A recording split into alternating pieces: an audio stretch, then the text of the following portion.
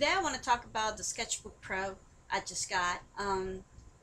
It came up to me that in my previous video about my Wacom tablet and the smoosh guard, somebody said that it was better off using a different program than Photoshop. I've been stuck with Photoshop a long time ago, but I understand that Photoshop gets a little bit crazy when it comes to doing or sketching or paint. Basically, yeah, sketching and things like drawing and things like that.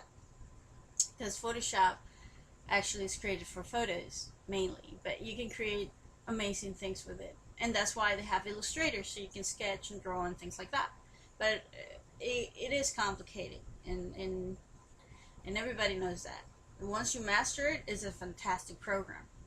So I went for the hunt to check out a little bit about different programs that I could sketch on. So I came across with this Sketchbook Pro. It's from Autodesk, and everybody talks very good about it, especially people that likes to sketch cartoons or actually draw cartoons and things like that.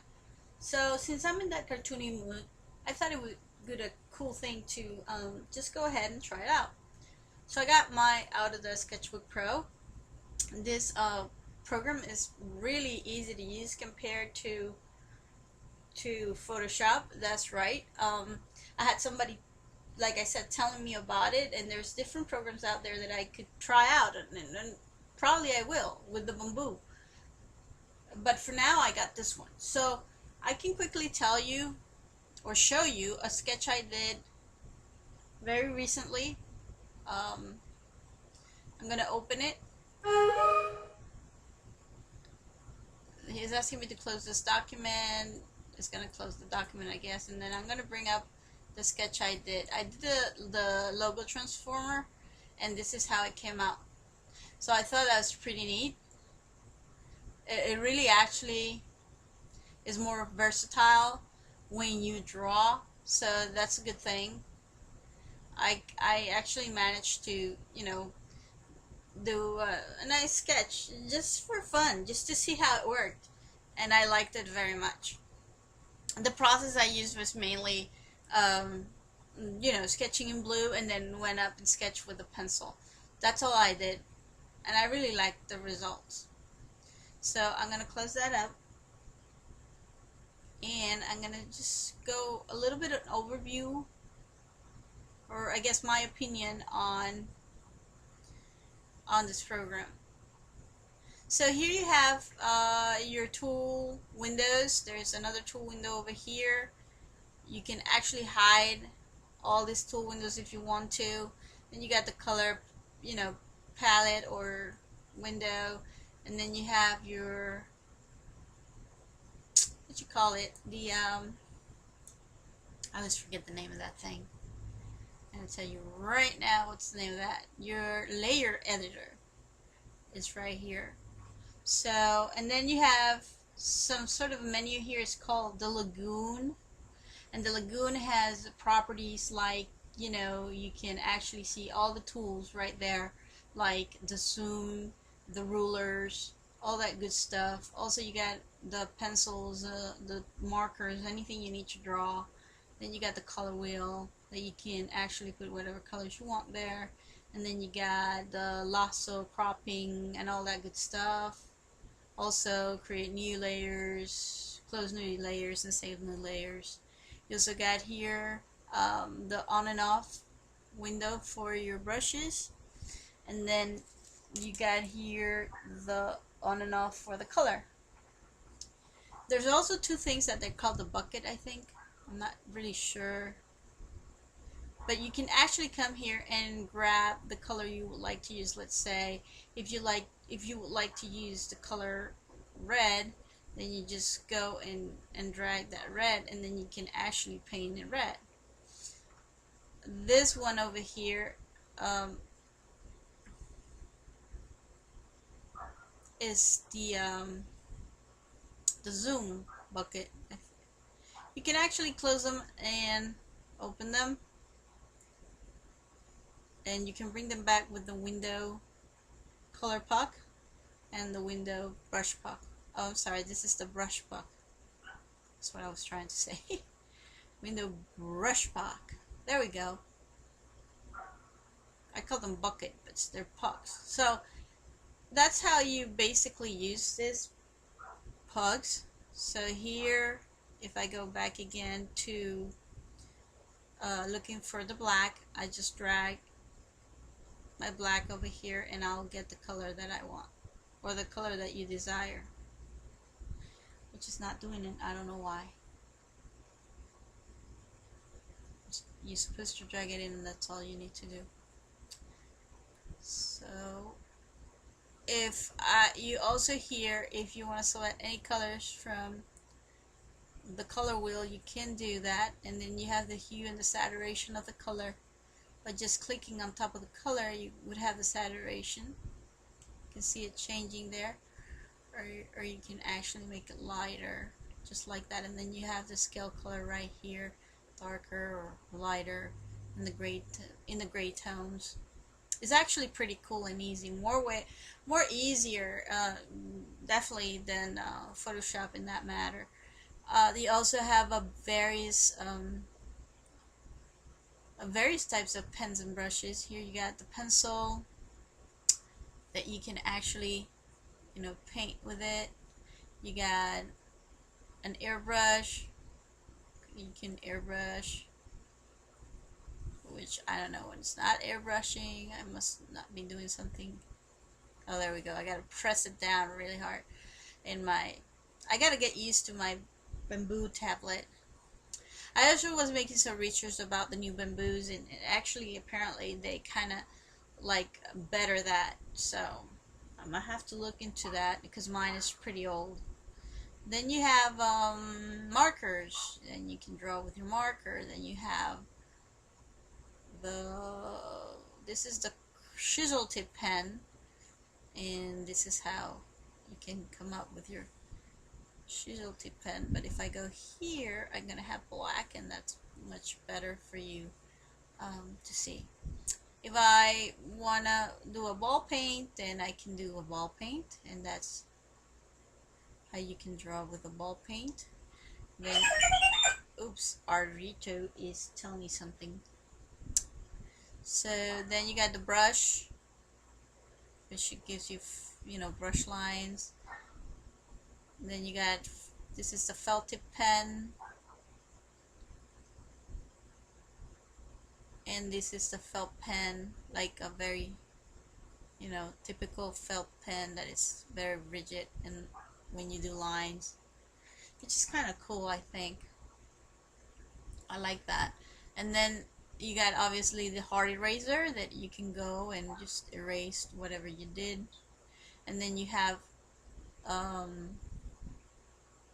the soft eraser that if you go over a color, it will just soften up some things that you colored, and not necessarily, depending on the pressure, that's how it's gonna erase. Also, you got the flood fill bucket, which is the regular thing when you want to draw background, which I think I did a mistake right now of doing that. There we go. And then, yeah, I should have okay, no, you undo that, and then you will have the flood fill of visible layers.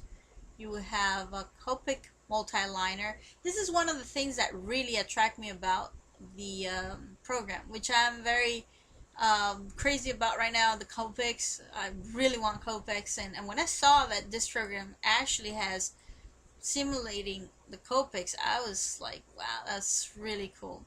So this will be like the regular thin pen that you would use, or the liner that you will use on Copic, and these are the fine lines that you can create with that. So it's actually pretty cool. And then you will have the typical brush tip from the Copic marker, and this is how the lines come out, just like if you were drawing with the marker. Then the super brush nib. See, you got different options, which I found it really attracting, because it's way much easier to try to fan out on Photoshop what brush is the right brush, which I always have a hard time, and everybody does. You actually have to program the whole thing to have the brush that you really like to use. So it tends to get complicated.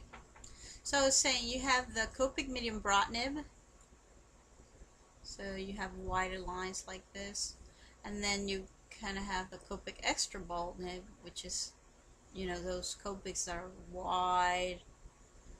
And then you have synthetic soft brushes like this. Or this one over here, which is a soft round brush. It's actually pretty cool.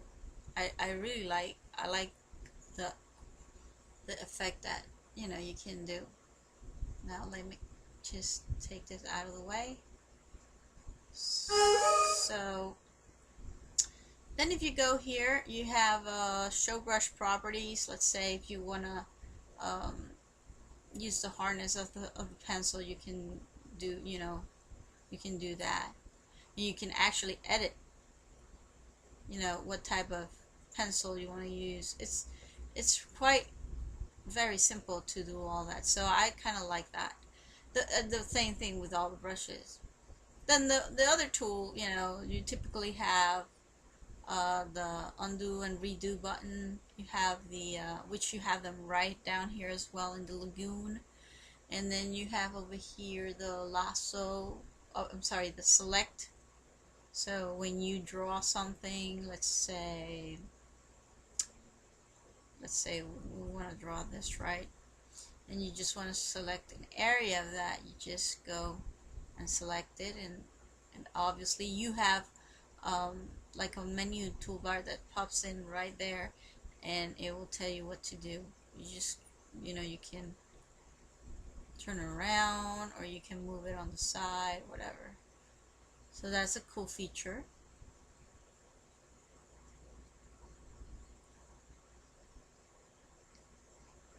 Oh, sorry, undo. And then you got the lasso, which is the regular lasso tool, the crop tool, the zoom tool, the text tool, the move and rotate scale layer, and the ruler. I love that feature. Like, let me show you this one. This is really cool. The ruler, it's this thing over here that you can actually use as a ruler. And let's say you want to do a fine line just like that, and you come with your pencil, or let's say your let's use a felt pen, and you just want to draw that line. You go on top of the line, and then it will give you a straight line just like that. And then you can rotate again and then do another line. So I found this really cool. See, you can do straight lines like that, and then you can close it. The same thing with the ellipse ruler. You can create an ellipse without you trying to trace the ellipse perfectly. You just go with your pen, and then you can draw the ellipse perfectly, just like that. I thought that was pretty neat. The same thing with you can obviously you can, you know, resize or rotate, whatever you want to do. And then you got the French curve. French curve. Let me take this out of the way. The French curve rulers are basically in drawing, or when you are doing plants and things like that. You have these rulers that have curves that you might not quite get just by doing a, you know, by sketching or whatever.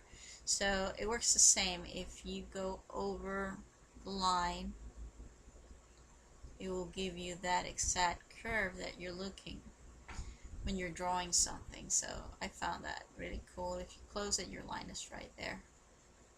So okay, so really then nice. You have the symmetry, which is really cool, horizontal and vertical. You got a free form, which is what I show you. You can come and do whatever you like. And then you have this one over here, which is really neat, let's say you want to do a line like this. Then you click this and then you go over the line, and then you see like a little lasso line going over that line, and you want to create that line on top of that one. It will help you go through that line.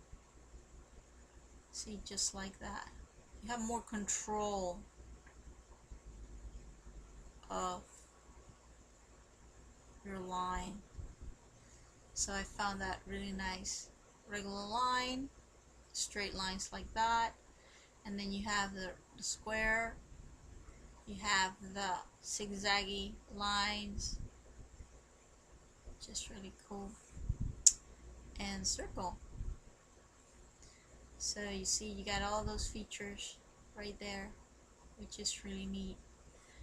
The layers, of course, are right here. They act like similar to Photoshop. You add a layer and then you can draw on top of it, and then you can lock it. You can actually control the opacity of the layer. Then there's certain features here that I haven't really learned how to do, but then you can do the text, you can bring an image and things like that. So the brush palette, the color editor, I already showed you. And then you got a Copic Library. Look at this, guys, really cool. Copic Library, if you wanna, you already did your sketch or drawing, whatever, you can actually come in here and use the Copic colors. They're all here in this palette. You choose whatever color you like, and boom, you're done. The color, see, it goes directly to the bucket, and then you can draw with that color. So I found that really neat. Let's say I want to draw that here. See, you can do that, or you can actually come with your paintbrush and then do like a shadow, like if you were using your Copic. Blending. You can blend those colors and bring your drawing to life. So that's really cool. I love that. And it would actually, if you click on it, it will tell you the color, the code of the Copic and the color. This one is Ice Mint. So if I put a little bit of that, see, you got all your colors and you can blend them in. I thought that was pretty neat. So, well, that's overall, I really like it. I hopefully show you some sketching or something I do with it soon. And I hope you like this video. And if you have any questions, please contact me or leave a comment down below. I will always be here to comment back. So please, if you like what you see, please rate, comment, and subscribe. And thanks for watching. Goodbye.